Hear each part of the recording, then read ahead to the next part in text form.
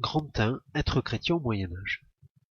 Et tout d'abord, voyons un univers profondément chrétien.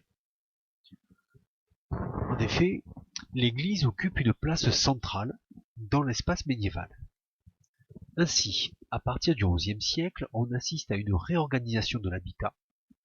Et comme le montre cette vue aérienne du village de Pressas, l'église et aussi le cimetière deviennent des pôles autour desquels se regroupent les villageois. On assiste également à l'édification progressive d'un réseau de paroisses. Une paroisse pouvant être définie comme un territoire religieux dans lequel un prêtre exerce ses fonctions. D'ailleurs, au Moyen-Âge, la paroisse devient le cadre de toute la vie chrétienne. Ces paroisses sont progressivement insérées ou regroupées en diocèses, qui sont des territoires dirigés par les évêques. De même, l'architecture évolue, puisque du Xe au XIe siècle, on voit apparaître la diffusion du style roman, alors que, au siècle suivant, commence la construction des grandes cathédrales gothiques, à l'exemple de la cathédrale de Bourges qui apparaît sur cette photographie.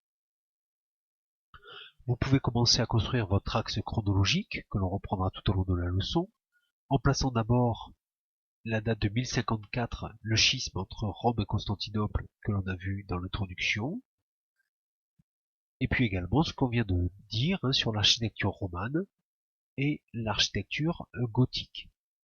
Vous pouvez mettre sur pause pour pouvoir réaliser cette chronologie. Toujours dans cet univers profondément chrétien, voyons maintenant que l'Église, avec un E majuscule, c'est-à-dire l'institution, domine le temps. En effet, le temps de la journée est rythmé par les cloches, qui marquent à la fois le début et la fin des tâches agricoles, mais aussi l'heure des prières. Dans la semaine, le dimanche est un jour normalement chômé, qui est consacré à Dieu et à la messe, et l'année est jalonnée par des fêtes religieuses. Vous pouvez prendre un exemple de fête religieuse dans la chronologie qui vient de s'afficher. Petit 2, maintenant, des dogmes et des croyances très présents dans la vie des chrétiens de cette époque-là. Et tout d'abord, l'idée que les croyances des chrétiens se fondent sur un livre sacré, la Bible, qui regroupe l'Ancien et le Nouveau Testament, et le dogme chrétien s'appuie sur le principe fondamental de la Trinité, le Père Dieu, le Fils Jésus et le Saint-Esprit. Le dogme peut être défini comme un principe dans une religion ou une idée considérée comme une vérité incontestable. L'autre caractéristique de ces croyances très présentes, ça va être la place de la croyance en un au-delà, où l'âme survit à son passage sur la terre. Un moment très important pour le chrétien va être le jugement dernier, où, pour les chrétiens, seuls les élus siégeront auprès de Dieu au paradis. Ainsi, sur le tympan de l'entrée de la cathédrale de Bourges, le paradis apparaît dans les encadrés rouges. Au contraire, les damnés sont condamnés à l'enfer, ici en vert, et puis le purgatoire est un moment ou un lieu qui permet de juger les fidèles qui ne vont pas directement au paradis. Alors, il faut bien comprendre que toutes ces croyances sont vraiment une des obsessions des chrétiens, qui va être de faire leur salut, de réaliser leur salut, c'est-à-dire, dans le vocabulaire chrétien, d'aller au paradis. D'où le petit 3, les pratiques religieuses structurent la vie des croyants. Alors, au Moyen-Âge, véritablement, les pratiques religieuses accompagnent la vie des chrétiens. Et tout d'abord, les clercs, c'est-à-dire les membres du clergé, les religieux, transmettent les sacrements. Le baptême, d'abord,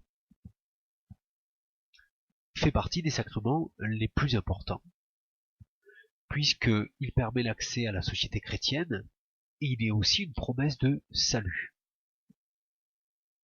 Un deuxième sacrement très important, l'Eucharistie.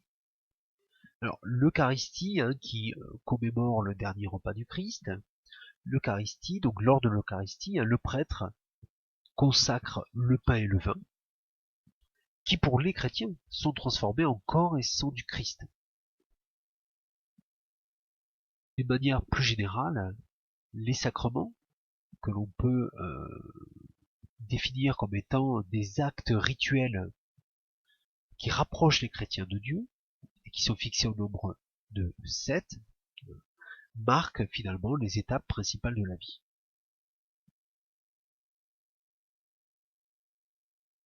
De même, les pratiques quotidiennes sont nombreuses.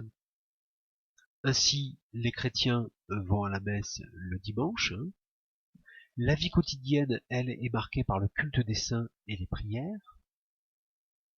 Et puis un moment très important de la vie chrétienne va être consacré au pèlerinage.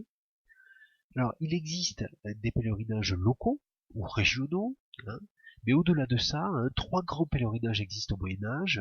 C'est le pèlerinage à Rome, le pèlerinage à Jérusalem et le pèlerinage à Saint-Jacques de Compostelle, au sud-est de l'Espagne.